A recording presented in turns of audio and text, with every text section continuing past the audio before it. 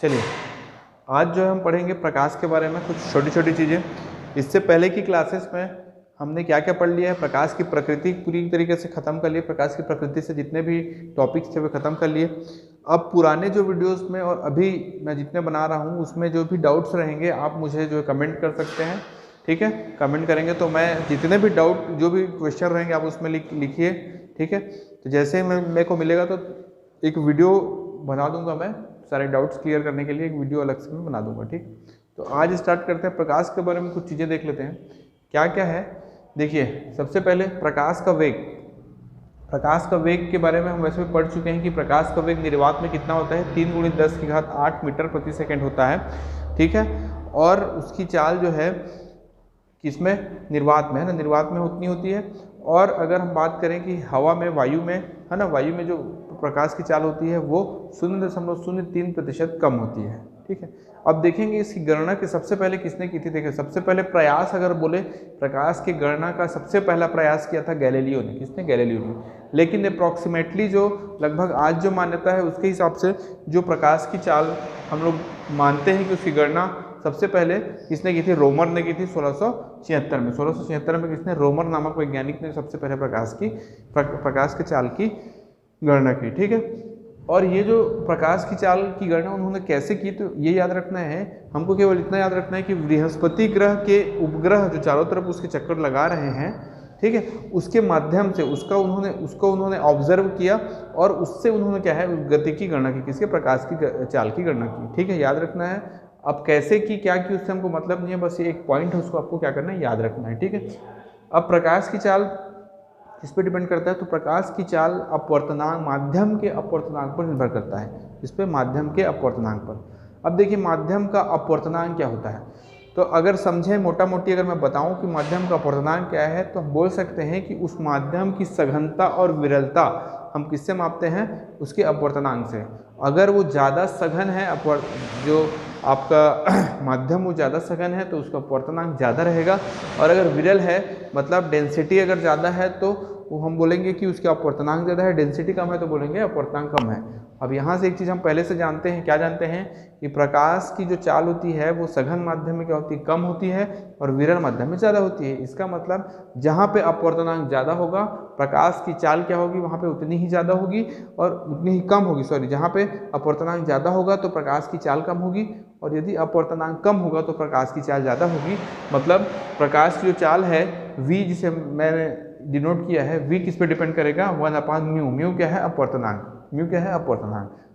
उसके inversely proportional है, मतलब अपवर्तनांक ज़्यादा तो वेग कम, वेग ज़्यादा तो अपवर्तनांक कम, ठीक है, याद रखेंगे। तो अच्छा, अब अपवर्तनांक होता क्या है एक्चुअल में, तो एक्चुअल में उसका डेफिनेशन है निर्वात में जो प्रकाश की चाल होता है उसको हम अगर डिवाइड करें किससे, माध्यम में प्रकाश की चाल को, तो आपको क्या मिलता है, अपवर्तनांक मिलता है, याद रखना। तो देखिए माध्यम में जो प्रकाश की चाल ज़्यादा से ज़्यादा क्या हो सकती है, निर्वात के बराबर। इसका मतलब है, और उससे हमेशा कम रहेगी, उससे हमेशा क्या रहेगी, कम रहेगी। मतलब ये हमेशा ज़्यादा रहेगा या उसके बराबर रहेगा या कम रहेगा ये, ठीक है, माध्यम में प्रकाश की चाल। तो इसका म्यू का न्यूनतम मान कितना हो गया, 1 हो गया न्यूनतम मान, और अधिकतम मान जो है बढ़ सकता है, ठीक है, याद रखना। न्यूनतम मान कितना होता है, 1 होता है।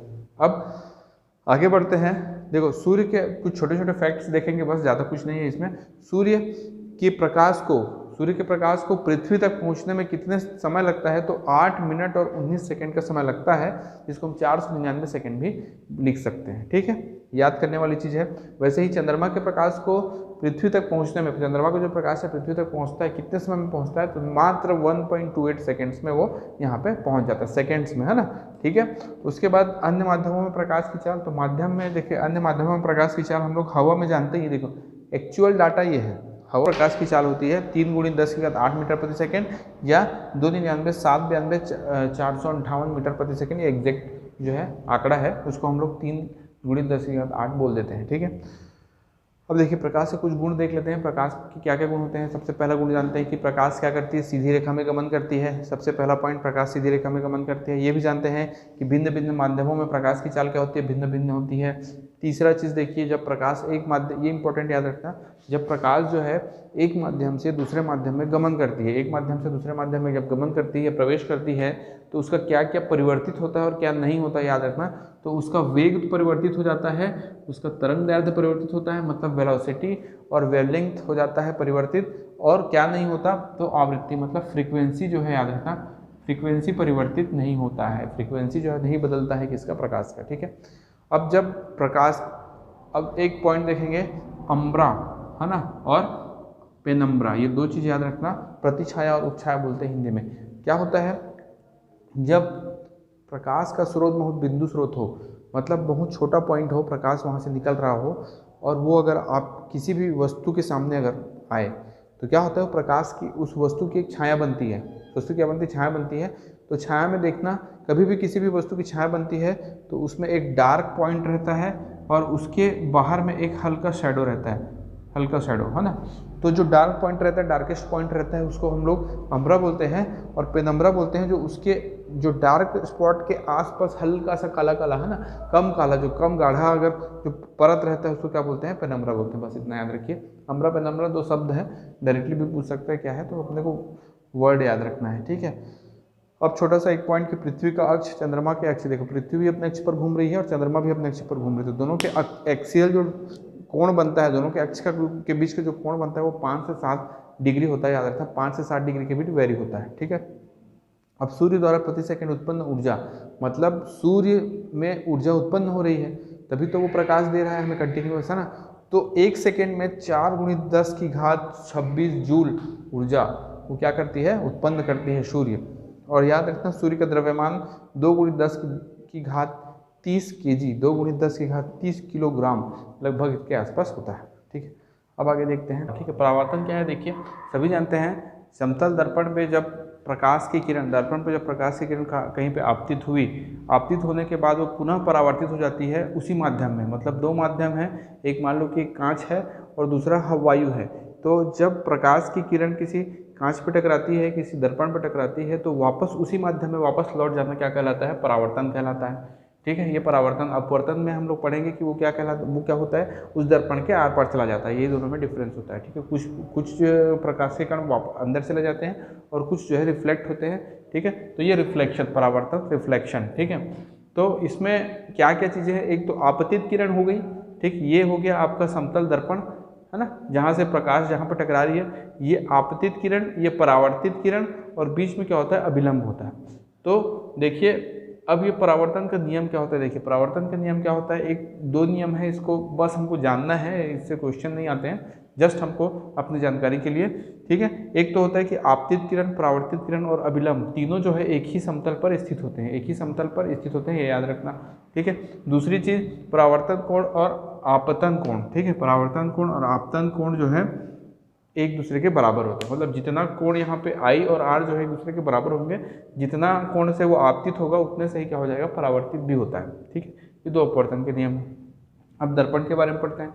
दर्पण में क्या है, दो दर्पण होते हैं, दो तरह के, एक तो पढ़ेंगे हम लोग समतल दर्पण और दूसरा पढ़ेंगे गोली दर्पण, समतल दर्पण और गोली दर्पण। ठीक है, तो अभी समतल दर्पण स्टार्ट करते हैं। अच्छा, गोली दर्पण में दो, उत्तल दर्पण और अवतल दर्पण, ये हम लोग दर्पण के बारे में पढ़ रहे हैं अभी। ठीक है, परावर्तन पढ़ रहे हैं तो दर्पण पढ़ेंगे, जब हम अपवर्तन पढ़ेंगे तो लेंस पढ़ेंगे। ठीक है, दोनों का अलग अलग प्रॉपर्टीज। ठीक है, तो यहाँ से देखते हैं आपका समतल दर्पण। समतल दर्पण में प्रतिबिंब, उससे जो बने प्रतिबिंब, देखो समतल दर्पण क्या होता है पता है, समतल दर्पण एक कांच होता है, कांच के पीछे सिल्वर का एक पॉलिश लगा होता है। ठीक है, ताकि जो पूरे का पूरा जो प्रकाश है वो क्या होगा, रिफ्लेक्ट हो, उधर प्रकाश आर पार न जा सके। ठीक है, ये याद रखना है हमको। ठीक है, अब समतल दर्पण में प्रतिबिंबों के गुण देखना है, मतलब समतल दर्पण से प्रतिबिंब किस तरीके के प्रतिबिंब बनते हैं, उसके क्या क्या गुण हैं उन प्रतिबिंबों को, वो देखना है। तो सबसे पहला प्रतिबिंब, सबसे पहला क्या होता है कि प्रतिबिंब जो है आभासी एवं क्या होता है, सीधा होता है। ठीक है, आभासी और वास्तविक। दूसरा सीधा और उल्टा बनता है, मतलब सीधा वर्टिकली सीधा और उल्टा। ठीक है, ये चार तरीके। तो आभासी और वास्तविक प्रतिबिंब एक्चुअल में होता क्या है, मैं आगे की क्लास में बताऊंगा, जब मैं आपको परावर्तन समझा रहा हूँगा, किससे, सॉरी, गोली दर्पण से जब समझाऊंगा, है ना, उत्तल अवतल दर्पण से, तो वहाँ पर स्पष्ट हो जाएगा कि अवतल दर्पण और उत्तल दर्पण में कितनी दूरी पर रखने पर प्रतिबिंब कैसा बनता है। ये देखने के लिए हम क्या है, उस टाइम में आपको समझाऊंगा कि आभासी और वास्तविक क्या होता है। अभी याद रखना है कि समतल दर्पण में जो प्रतिबिंब बनता है वो क्या बनता है, आभासी बनता है और सीधा ही बनता है, उल्टा तो नहीं बनता, सब जानते हैं। ठीक है, सिंपल प्रैक्टिकल चीज़ है। आप देख सकते हैं दर्पण में आपका जो प्रतिबिंब बनेगा सीधा ही बनेगा। ठीक है, अच्छा, और इसमें जो प्रतिबिंब होता है वो वर्टिकली इन्वर्टेड बनता है। वर्टिकली इन्वर्टेड मतलब आप अगर ऐसा खड़े हुए हैं तो आपको जो प्रतिबिंब रहेगा आपके उल्टा बनता है। ये कैसे इन्वर्टेड होता है, देखिए जैसे मैं इस तरफ मुंह करके खड़ा हूं तो मेरा लेफ्ट ये है, लेकिन जो प्रतिबिंब है उसका मुंह मेरी तरफ होगा, लेकिन उसका जो लेफ्ट है उसका लेफ्ट इस तरफ होना चाहिए, मगर मेरा जो ये पॉकेट दिख रहा है अगर मैं ऐसा रखूँ तो ये मेरे को इसी तरफ दिखेगा, लेफ्ट साइड ही दिखेगा, मेरे लेफ्ट में दिखेगा लेकिन उसके राइट में दिखेगा। तो इस तरीके से बोल सकते हैं कि प्रतिबिंब जो हो क्या होता है वो इन्वर्टेड होता है। ठीक है, वर्टिकली इन्वर्टेड होता है। ठीक, अब देखिए दर्पण में वस्तु का वेग, जैसे मान लो कि आप दर्पण की तरफ अगर तेजी से जा रहे हैं, ठीक है, तो कभी देखना आप महसूस किए होंगे कभी भी कि उस तरफ से जो प्रतिबिंब आपकी तरफ आ रही होती है, आप आ रहे होते हो दर्पण की उस तरफ से, वो उसका वेग क्या हो जाता है, दुगना हो जाता है, मतलब ज़्यादा, हमको ऐसा प्रतीत होता है ज़्यादा लग रहा है। तो वो होता क्या है, एक्चुअल में जो वेग जो है वो क्या हो जाता है, डबल हो जाता है। मतलब हम इधर से जिस वेग से जाएंगे उधर से जो वस्तु का वेग आता है, वस्तु जो जिस वेग से आती है वो वेग क्या होता है, डबल होता है। ठीक है, दुगना हो जाता है। ये एक्चुअल में क्वेश्चन भी आ चुका है, जैसे कि पूछ देता है कि सपोज कि माना कि दर्पण की तरफ आने वाली वस्तु का वेग जो है 2 किलोमीटर प्रति घंटा, ऐसा कुछ भी पूछेगा, 2 मीटर प्रति सेकंड, तो आपको बताना होगा कि वस्तु प्रतिबिंब जो है आपकी ओर कितने वेग से आती हुई प्रतीत होती है। तो सीधा वो क्या हो जाएगा, डबल 4 मीटर प्रति सेकंड, ऐसा आपका आंसर। ठीक है, अगला, दर्पण पर अपना पूरा प्रतिबिंब देखने के लिए, दर्पण पर अगर आपको अपना पूरा प्रतिबिंब देखना है, कंप्लीट प्रतिबिंब, तो क्या होनी चाहिए, दर्पण की लंबाई वस्तु की लंबाई की कम से कम आधी होनी चाहिए।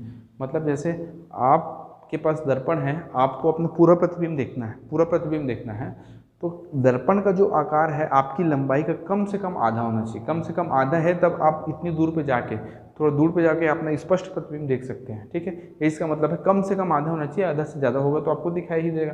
ठीक है, तो याद रखना ये। दर्पण को किसी निश्चित कोण से घुमाने पर, दर्पण को किसी निश्चित कोण से अगर घुमाया जाए तो जो प्रतिबिंब घूमता है, जो प्रतिबिंब घूमता है वो दुगने कोण से घूमता है। याद रखना, प्रतिबिंब क्या होता है, दुगने कोण से घूम जाता है। मतलब आप दर्पण को ऐसे घुमाओगे तो आप लगेगा कि बहुत तेजी से आप घूम रहे हो। ठीक है, ये कभी भी दर्पण के सामने आप खड़े होकर ये पूरा प्रैक्टिकल कर सकते हैं। हालांकि एक्चुअल वेग आपको नहीं पता चलेगा, एक्चुअल कोण आपको नहीं पता चलेगा, लेकिन आपको एहसास हो जाएगा कि वो कहीं ना कहीं पर वो वेग ज़्यादा है और कहीं ना कहीं पर कोण भी जो है तेजी से घूम रहा है। ठीक है, दर्पण को निश्चित कोण से घुमाना, अच्छा ये हो गया।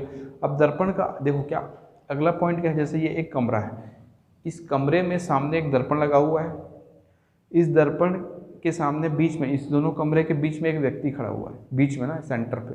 तो अगर ये व्यक्ति को अपने पीछे की दीवार का पूरा प्रतिबिंब देखना है, इस व्यक्ति को अगर अपने पीछे की दीवार, ये पूरा दीवार है, ये दीवार की लंबाई चौड़ाई होगी कुछ, है ना, इस दीवार की लंबाई चौड़ाई पूरा अगर देखना है उसको, उस लंबा पीछे वाले दीवार को अगर देखना है सामने वाले दर्पण से, तो सामने वाले दर्पण का जो आकार होना चाहिए 1/3 होना चाहिए, वस्तु के आकार का 1/3, वस्तु मतलब उस पीछे वाली दीवार के आकार का क्या होना चाहिए, 1/3 होना चाहिए, 1/3 होना चाहिए, ये इसका मतलब है। ठीक, एक पॉइंट हो गया।